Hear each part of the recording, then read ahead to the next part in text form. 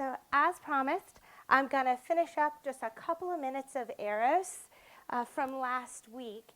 But the end of the Eros actually is the introduction to his chapter on charity, or agape love. And so the videos actually blend together quite nicely. The last thing, two pieces that I didn't cover last week were on idolatry in Eros, as well as the fact that Eros is fickle. It promises to be permanent, but without the introduction of divine love and agape love into Eros, it's not going to be as permanent as it promises to be. So the first clip I'm going to be showing you begins to talk about idolatry and Eros, and then we'll introduce the topic of it being permanent or not permanent. That the lovers might idolize one another. I don't myself think that's often the real danger. Lovers, no doubt, may put one another before God, as in every sin we put some finite good before God. And in that sense, we may be said, by a very legitimate metaphor, to commit idolatry whenever we sin at all. The real danger is less that they should make idols of one another than that they should make an idol of Eros himself. I don't mean, of course, that they will build altars or say prayers to him. The idolatry I'm speaking of meets one in the popular misinterpretation of our Lord's words, "Much is forgiven to her because she loved much." In their context, taken with the parable of the two debtors, which comes just before, this clearly means that the greatness of her love, agape, for Christ, shows how much has been forgiven to her. But thousands of people take it to mean her sins are forgiven, are forgivable, hardly need forgiveness, because a great passion was their motive. It's almost felt that if this were so, they were not really sins. In love's law, we lovers have our own law or religion, separate from God's law. Where a true Eros, not mere appetite, is present, resistance to any of his commands is felt like apostasy. Temptations speak with the voice of duties, quasi-religious duties, acts of pious zeal. For he builds up his own religion round the lovers. Now they feel they are under his new law, under what in this religion corresponds to grace. They feel they are new creatures. His mere spirit supersedes all laws. These temptations, disguised as a sort of zeal or a sort of piety, needn't, of course, be temptations to unchastity. They are quite as likely to be temptations to act unfairly or uncharitably towards the outer world. It is for love of you that I have neglected my father, for love of you that I cheated my partner. And all the time we have the tormenting paradox that this quasi-God, this Eros whose voice sounds like the eternal, isn't eternal at all. He's notoriously the most desperately mortal of our passions. The whole world rings with complaints of his fickleness. What is puzzling here is not just the fickleness itself. What's really baffling is the combination of this fickleness with his violent assertions that he will be permanent. To be in love is... So I think he does a really nice job of summarizing there what we've been talking about the past 3 Sundays of how God is love. But many people will flip that around and say love is God. And here's a great example of how if we put love in the natural sense, eros, friendship, storge, that it displaces where our true affections should lie. And it can become the demon, which is one of his themes that he's been going over. I'm going to skip ahead a little bit more to him talking about how love isn't permanent if we just leave it at eros. And this gets us directly into an introduction into agape, because he'll talk about all 3 of the natural loves and how their reliance, in order for them to stay true to themselves, need divine love to be able to continue. And he's going to use a metaphor of a garden. And I'm going to build a little bit more off his metaphor from actually reading from the book to you. But that's what we're going to skip ahead to, and then we'll head right into agape.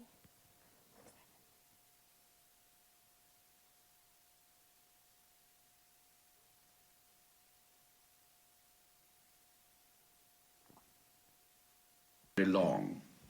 Falling in love is something that happens to us. Being in love, still more remaining permanently in love, is something we do. No passion is self-preservative. The promise of permanence which Eros makes can be kept, but it isn't Eros of himself who can keep it. Yet the transcendental quality in his voice, our feeling when in love that this condition should and must be everlasting, is not wholly a deception. What it really signifies is the immense value, and in its possible developments, the really otherworldly and spiritual value of the change which falling in love works upon us. In a moment, it has made appetite itself altruistic, tossed personal happiness aside as a triviality, and planted the interests of another in the centre of our own being. At one bound, it has overleaped the high wall of our selfhood.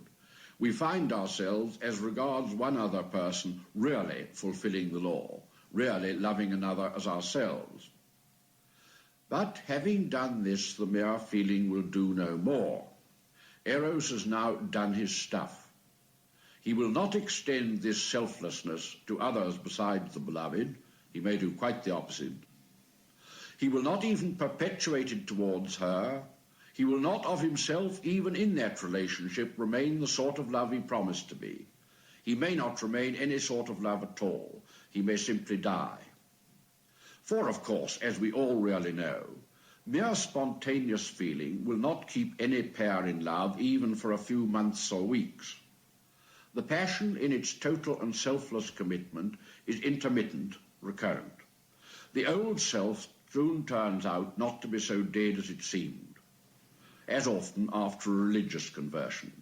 In both, the old self may for the moment be knocked flat, but he will soon be up again, if not on his feet, at least on his elbow, if not roaring, at least back to his old surly grumbling or mendicant whine.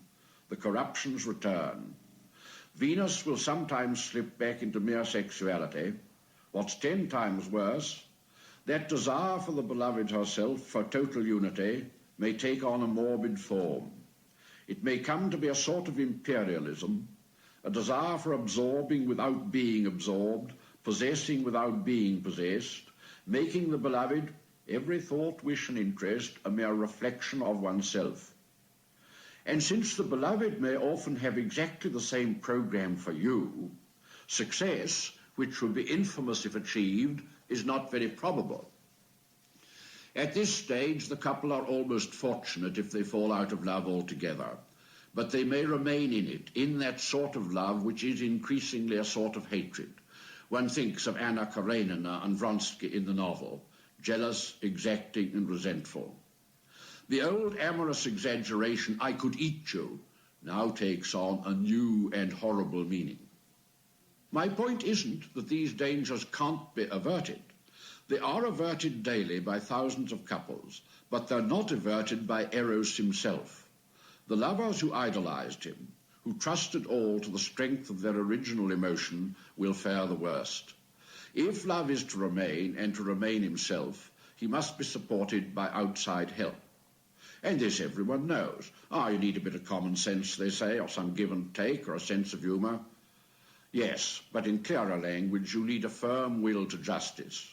You need a will already pretty well trained and disciplined. In the long run, you need the grace of God. And in this, Eros is like all the natural loves. They have not within themselves resources to secure their own permanence, or to keep themselves from internal corruptions, nor to be innocent in dealing with those outside the circle of love. To say that they all need correction by higher powers in us, and by a power higher than we, though true, is not perhaps the best way of putting it. This suggests that it is always, as it is sometimes, our duty to renounce or diminish them. I should rather say they need the help of higher powers in order to become and remain themselves. The more we trust them to be self-sufficing, self-corrective, and self-perpetuating, the more deceived we shall be. It's rather like a garden. A garden is a glorious thing full of life and giving us life. But you must not trust your garden to weed itself or fence itself or prune itself or anything of that sort. It hasn't got that kind of goodness. A garden left to nature will soon not be a garden. It's the same with our passions. They also are life-giving. But when God planted that garden of our passions, he set a man over it to dress it, and set the man under himself. Okay. So I know a few of you walked in. If anyone that just walked in would like a handout, I'm happy to grab one for you, if I can find them myself. Would anyone like one?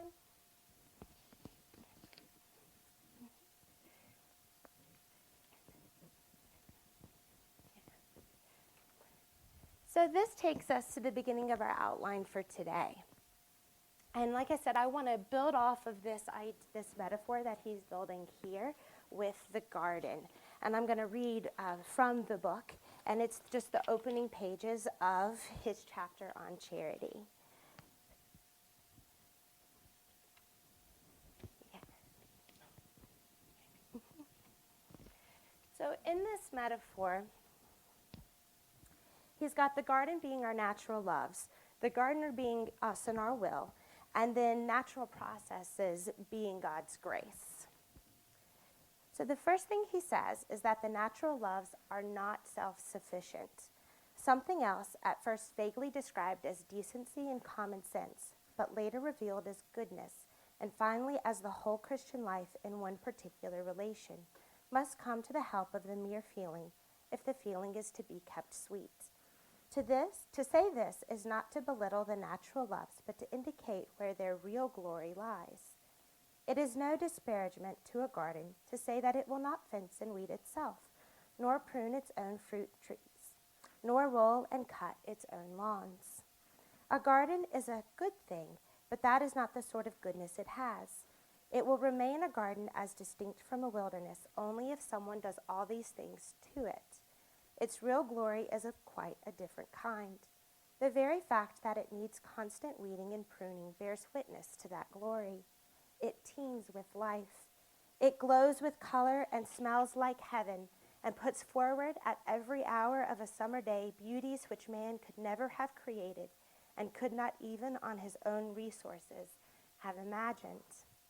If you want to see the difference between its contribution and the gardener's, put the commonest weed. It grows side by side with his hoes, rakes, shears, and packet of weed killer. You have put beauty, energy, and fecundity beside dead, sterile things. Just so our decency and common sense show gray and death-like beside the geniality of love. And when the garden is in its full glory, the gardener's contributions to that glory will still have been, in a sense, paltry compared with those of nature. Without life springing from the earth, without rain, light, and heat descending from the sky, he could do nothing. When he has done all, he is merely encouraged here and discouraged there, powers and beauties that have a different source. But his share, though small, is indescribable and laborious. When God planted a garden, he set a man over it and set the man under himself. When he planted the garden of our nature and caused the flowering, fruiting loves to grow there, he set our will to dress them. Compared with them, it is dry and cold. And unless his grace comes down like the rain and the sunshine, we shall use this tool to little purpose. But its laborious and largely negative services are indispensable. If they were needed when the garden was still paradisal, how much more now when the soil has gone sour and the worst weeds seem to thrive on it best. But heaven forbid we should work in the spirit of prigs and stoics. While we hack and prune, we know very well that we are hacking and pruning is a big with a splendor and vitality which our rational will could never of itself have supplied. To liberate that splendor, to let it become fully what it is trying to be, to have tall trees instead of scrubby tangles and sweet apples instead of crabs, is part of our purpose, but only parts. So he's telling us that we in and of ourselves can look at our natural loves, and we can do a little bit. But without his divine love interceding, it's just going to flounder and even decay or become not love at all. So he saved agape for last. And he's been building up to it for 4 weeks for us, 5 chapters for him. And he says one of the reasons for this delay is that it is dangerous to press upon a man the duty of getting beyond earthly love when his real difficulty lies in getting so far. So we're encouraged to have these relationships with each other, and in those relationships, experiencing his divine love. His second reason is what he's been talking about with the garden. These loves cannot remain themselves and do what they promise without God's help. So I'm going to jump ahead in the video and actually come backwards. I'm going to jump around. In Greek, they have 4 words.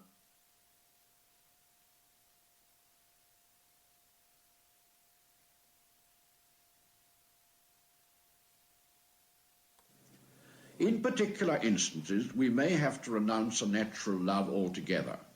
But mercifully, the duty laid upon us is more often that of retaining it and subjecting it to, indeed transforming it into agape. These natural loves must accept the transformation even for their own sakes, must submit to become second things if they're to remain things at all. For when God rules in a human heart, though he may often have to dismiss some of the native authorities, he often continues some in office, and by subjecting their officers to him, gives them for the first time a firm and durable basis. I know we've been told that when half gods go, the gods arrive, but that seems to me a very doubtful maxim. A heart empty, swept and garnished of its half gods may expect, as we have been told, an inrush of visitants anything but divine, and I think we've seen it happen in our own generation. I would rather say, when God arrives, and then only, the half-gods can remain. What then is... So a lot of what he's been saying over the course of his book is that he's not really looking at these natural loves as rivals to divine love. Instead, he's been trying to stress the point that the loves are wonderful things only insofar as they are second to divine love and our devotion to God. He can use our natural loves as a way for us to interact with each other in a divine gift love way. And he uses St. Augustine as an example, both in some ways that he agrees with his thinking, but there's one way in particular that he points out, and I've got it listed as his moral. It says, this is what comes. He says of giving one's heart to anything but God. All human beings pass away. Do not let your happiness depend on something you may lose. If love is to be a blessing, not a misery, it must be for the only beloved who will never pass away. And so what Augustine was trying to say is put all of your energy, all of your hope, all of your love, focus it on God, and these other emotions related to friendship and affection and eros, try to downplay those as much as possible. Lewis disagrees with that. He says that the moral seems appealing because it appeals to our natures for safe and secure. If we don't give our heart around, our heart can't be broken. It can't be hurt. We know that the only thing we really can rely on is God himself. But if we're ignoring other ways in which we can relate to each other, we're not experiencing the full nature of God's creation together. And he's saying that Augustine probably said this because it's ideas from his time. The idea of subduing emotion leading to wisdom and happiness was a very common belief in his time and one that he ascribed to before his conversion. So I'm going to go back in the video a little bit, and Lewis is going to talk about the biblical basis for why he disagrees with Augustine.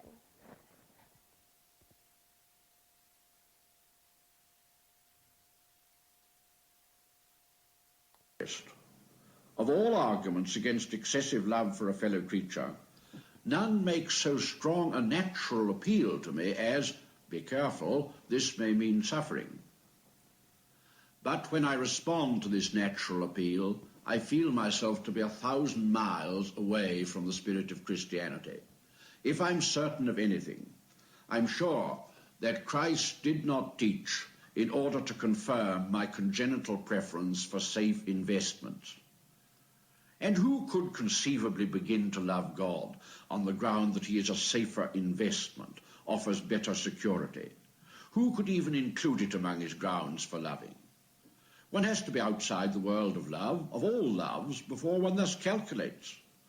Such a view doesn't raise us above the natural affections, it sinks us below them. Eros himself, lawless and rebellious, when he prefers the beloved to happiness, is nearer love itself than this. For our Master is one who shed tears at the grave of Lazarus, who mourned over the approaching ruin of his earthly country, and, loving all, yet had one disciple whom in a special sense he loved. And even if it were true that precautions against heartbreak were our highest practical wisdom, even if it were possible for that reason to choose the love of God, would this choice be a precaution? That God offers us security, not gilt-edged but solid gold, I well believe, but not security from sorrow. His love too may break the heart. A broken and a contrite heart awaits most surely those who follow that road most faithfully. For Christ himself that road leads to, why hast thou forsaken me? There is in fact no escape in... And I really liked how he put this in the book, so I'm going to read a little bit, and I included, I think, part of the quote there for you. It says, "There is no escape along the line," St. Augustine suggests, "nor along any other line. There is no safe investment. To love at all is to be vulnerable. Love anything, and your heart will certainly be wrung and possibly be broken. If you want to make sure of keeping it intact, you must give your heart to no one, not even to an animal. Wrap it carefully round with hobbies and little luxuries. Avoid all entanglements.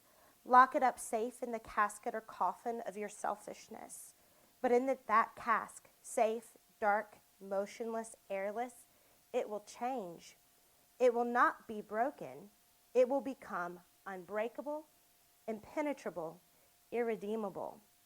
The alternative to tragedy, or at least to the risk of tragedy, is damnation. The only place outside heaven where you can be perfectly safe from all the dangers and perturbations of love is hell. I believe that the most lawless and inordinate loves are less contrary to God's will than a self-invited and self-protective lovelessness." So he's telling us that even if we're stuck in our natural loves, putting ourselves out there and being in communion with each other and experiencing love with each other is far better than cutting ourselves off. He tells us that we need to embrace the heartache. This goes back to how the highest cannot stand without the lowest, which is another thing we've been talking about over the past few weeks. Our natural loves engage us in relationship, and it's agape that keeps that relationship going in a healthy way. It says, "We shall draw nearer to God not by trying to avoid the sufferings inherent in all loves, but by accepting them and offering them to him, throwing away all defensive armor. If our hearts need to be broken, and if he chooses this as the way in which they should break, so be it." God calls us to submit to him and his will, and we need to align our wills with him. The next piece that we're going to go into is inordinacy, and this comes from St. Augustine as well. And this is putting God before our natural loves. And I've got a little quote there, but it says that, we should love those around us, but in good proportion. We need to make sure that our love for God supersedes all other loves. And he goes into Luke 14:26 with this, and I'll move forward in the video.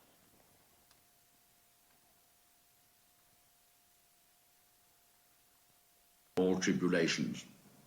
As so often, the words of our Lord himself are at once far fiercer and far more tolerable than those of the doctors. He says nothing about guarding ourselves from earthly loves for fear they should bring us suffering. He says something that cracks like a whip about trampling them ruthlessly underfoot when they hold us back from following him. If any man come to me and hate not his father and mother and wife and his own life also, he can't be my disciple. The crack of the whip is there, I think, because the strength and up to a point legitimacy of the affections is taken for granted. One doesn't bring a battery to demolish a molehill. But what, for practical purposes, does the word hate here mean? That the Lord of love should be telling us to hate, in plain prose, anyone, to cherish feelings of vindictive resentment, to gloat over another's misery and rage at his happiness, is, of course, out of the question. To hate in Scripture means primarily to set aside, discount, reject, almost to fail as an examiner fails a candidate. The duty of, on occasion, hating those whom we love remains, even when thus interpreted, a very terrible one. And it's also very hard to be sure when the occasion has arisen. Some of us are too ready to think that it has, others are not ready enough, and all of us are likely to be mistaken as to which sort of people we are. Sometimes a wise friend knows. Another biblical example that he gives in the text that doesn't come up in his radio broadcast is from Malachi 1, verses 2-3. And in it, it says, I loved Jacob and I hated Esau. And this goes back to the idea of hate being rejection. Because if we're reading in our text back in Genesis, Esau's life didn't seem to be all that bad. He received many blessings in his life, but what was different is that Jacob received the blessing. And it was through the acceptance of Jacob that the Hebraic tradition continued, and he was the ancestor of our Lord. And that's how history was passed down through that family. So Esau was rejected, not necessarily hated by God. He still experienced a lot of positive things in his life. His lineage wasn't the one that was chosen. And so that, I think, for me, when reading the text, was a great example of this idea of hate as rejection. Excuse me. So the next bit, he's actually going to start to define what he terms as agape, as he calls it. But my husband, wonderfully gracious man that he is, let me know that I copied your handout incorrectly, so I'm really sorry about that. But we should be towards the bottom of what is actually the third page instead of the second page for you. So I'm sorry about that. But it starts with, God was under no necessity to create.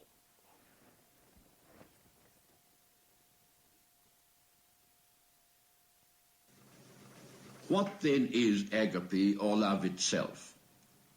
We know God is love, and again, not that we loved God, but that he loved us. We must not begin with mysticism, the soul's desire for God, and the wonderful foretastes of our enjoyment of God, which have been vouchsafed to some even in this life. The best mystics will warn us not to. We must begin with God's love for the creatures. Love itself, God's love, is utterly dissociated from need. It is manifested first in creation and then in redemption. The doctrine that God was under no necessity to create is not a bit of useless and abstract scholasticism. It is essential, for it reveals the nature of agape, that which in itself is complete, self-sufficient, eternally blessed, which has no wants to satisfy, creates what it doesn't need, creates because, being love, it desires to give, and gives, seeing in the very moment of creation the necessity for the crucifixion. Insofar as we become capable of that sort of love, agape is entering our lives. That element in our natural loves, which consists of our need for the beloved, is not love itself.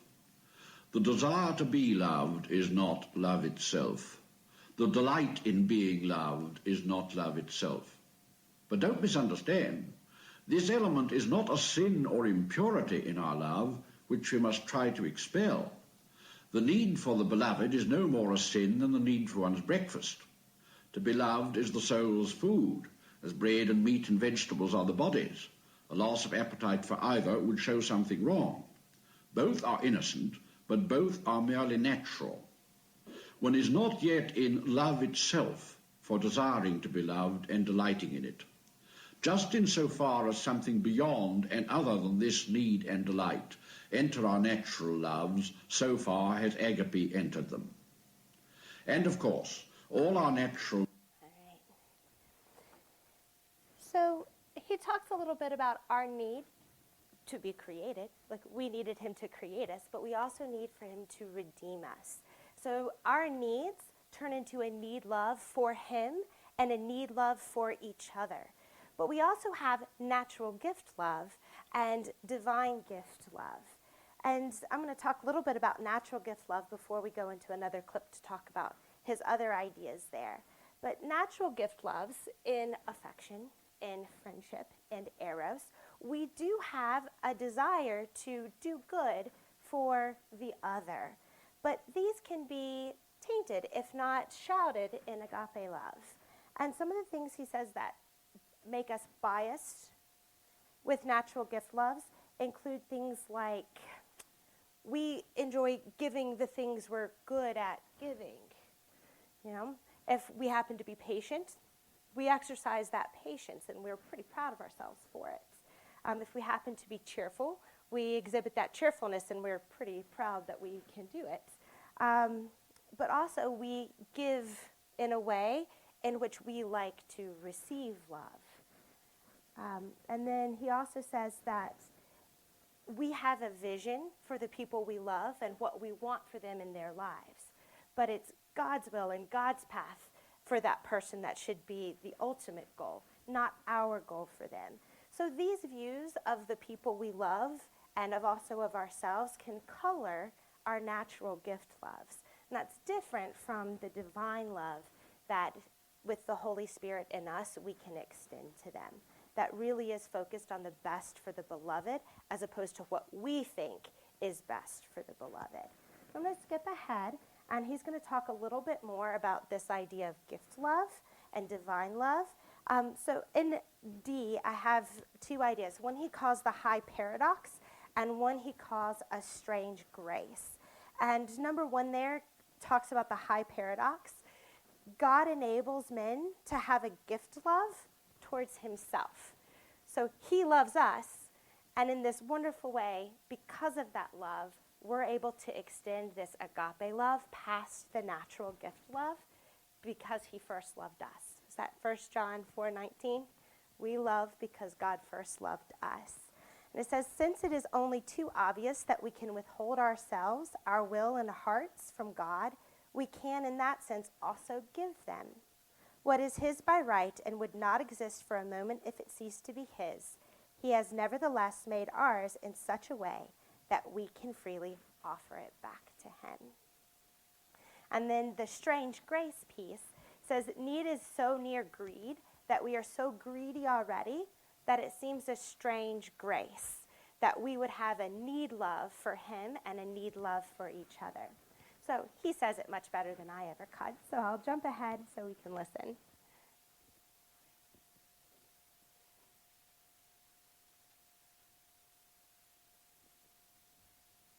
Gift of God.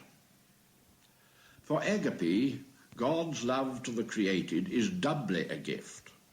He gives us his love, and with it the gift of loving. By receiving and responding to agape from him, we become able to exercise agape towards others. As a man feeleth God in himself, so is he towards his neighbour, said Tyndale. God, who has loved us into existence, loves us into the power of loving our brethren. What is not perhaps so generally noticed, he also loves us into the power of receiving agape, both from himself and from others. For here we meet a quite unexpected obstacle. On the natural level, we are full of the hunger to be loved, the hunger to receive family affection, erotic love, and friendship. And it might be expected that we had similarly a hunger to receive agape, but this is untrue. There's that in the heart of every man which resists and resents agape from his fellow creatures, or even from his Creator. We naturally want to be desired, to be found delightful, to satisfy worthily some hunger in others, to receive a love which is purely a gift, which bears witness solely to the lovingness of the giver, and not at all to our loveliness, is a severe mortification. We desperately need to receive such love from God and even from our fellow creatures, but we don't naturally want to. Our necessities and our wishes are in conflict. All those expressions of unworthiness which Christianity puts into the believer's mouth seem to the outer world like the self-depreciation of a well-bred Chinaman when he calls himself this contemptible person. In reality, of course, they are expressions of the continually renewed and continually necessary attempt to negate that false conception of ourselves and our relation to God, which nature is always impressing on us. No sooner do we believe that God loves us, then there's an impulse to believe that he does so, not because of what he is, but because of what we are, because we are intrinsically lovable. It's so easy to admit, but so hard really to believe, that we are mirrors whose brightness is wholly derived from the sun that shines on them. Surely, we think, we must have a little inherent luminosity of our own. As we are to God, so more obviously we are to our fellows. "I don't want any of your darned Christian charity," is a very familiar sentence. Of course, it often springs from an ignorance of what Christian charity is, more often from a well-grounded suspicion that Christian charity is not what we're really being offered, because, of course, much of what is called charity contains so much vanity, self-applause, and veiled contempt that it cannot but be resented. It is hard to bear agape from our fellows, and yet each of us needs it. There is that in each of us which simply can't be loved with natural love. Nobody can be expected to. Only the lovable can be naturally loved. You can't ask men to like the taste of rancid meat. It can be forgiven and pitied and loved with agape, not otherwise.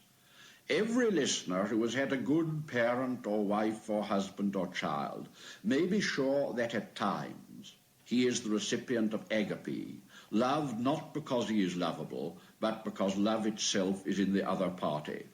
This we must learn, first to believe, then to endure, and then to delight in, and without guessing about it either.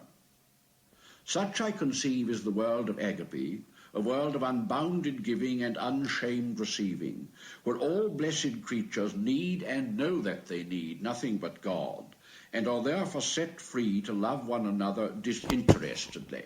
And so your love shall be like his, born neither of your need nor of my deserving, but a plain bounty. I think those are drawing near to heaven who in this life find that they need men less and love men more, and delight more in being loved without being needed. For where agape is, there in some degree is heaven. In these talks I've spoken. Looking at the timer, I'm just going to go ahead and skip. I've just got one last clip related to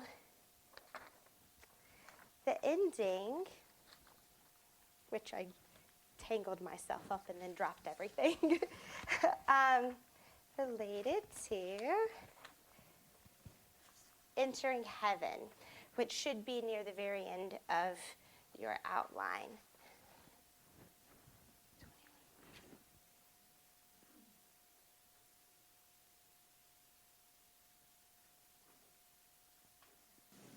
The resurrection of the body, we may hope, includes the resurrection of what may be called our larger body, the whole fabric of our natural life with all its affections and relationships. But nothing will rise which hasn't in some degree shared the crucifixion. The fashion of this world passes away. Natural loves can become eternal only insofar as they have allowed themselves to be taken into the eternity of agape. and this always involves a sort of death.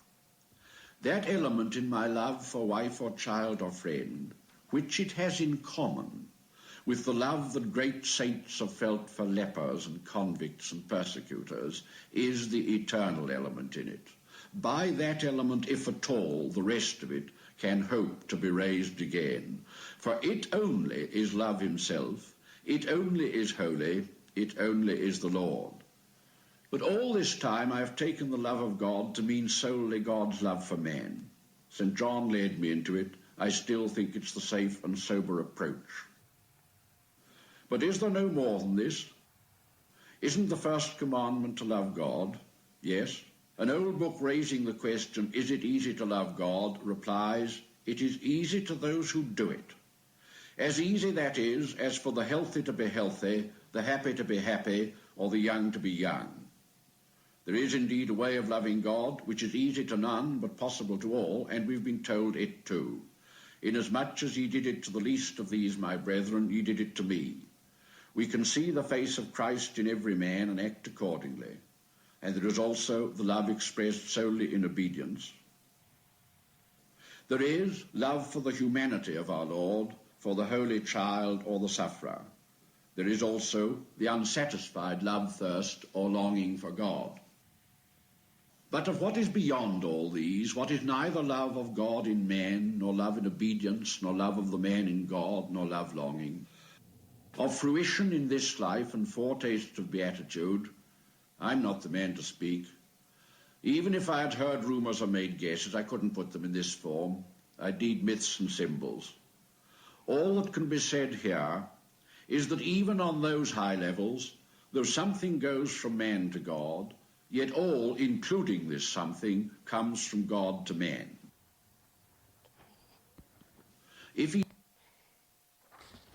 So his big idea is that through this divine gift love, the natural loves aren't supplanted. They're not replaced. They're not downgraded. Instead, they become the mode through which we extend charity to others. And I really liked this quote, and I'll finish there, pray, and we'll get up to worship. But it says, a game, a joke, a drink together, idle chat, a walk, the act of Venus. All these can be modes in which we forgive or accept forgiveness, in which we console or are reconciled, in which we seek not our own. Thus, in our very instincts, appetites, and recreation, love has prepared for himself a body. So we, as we go out this week, in all of our interactions with each other, I hope that you keep this in the forefront of your mind, put God first, and he, through you, will bless the people in your lives. So please bow your heads with me so that we can pray one more time before we go out and enjoy the rest of our week.